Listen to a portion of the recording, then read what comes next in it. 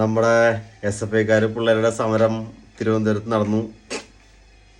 എനിക്കപ്പോൾ ആദ്യം ഓർമ്മ വന്നത് നമ്മുടെ ദുൽഖർ സൽമാൻ്റെ ഒരു സിനിമയുണ്ട്, ഏത്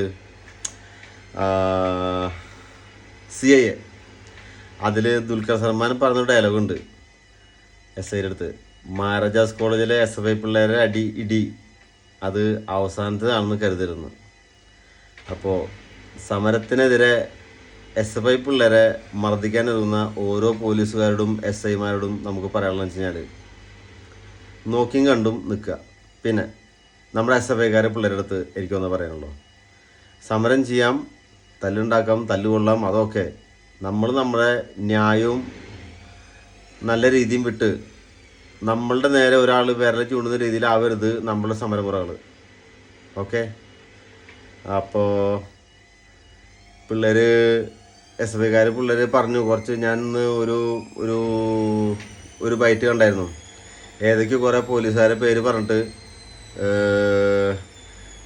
ഇന്ന ആളുടെ അഡ്രസ്സും കാര്യങ്ങളും എല്ലാം കാര്യം ഒരു 3-4 പോലീസുകാർ കോൺസ്റ്റബിൾമാരുടെ ഒരു SIയും പേര് പറഞ്ഞൊരു ഒരു ഒരു ബൈറ്റ് ഞാൻ കേട്ടു. അപ്പോൾ ഞാനെന്താ പറയുകയെന്ന് വെച്ചാൽ നമ്മൾ സംയമനം പാലിക്കുക, മാക്സിമം അലമ്പില്ലാത്ത രീതിയിൽ മുന്നോട്ട് പോവുക.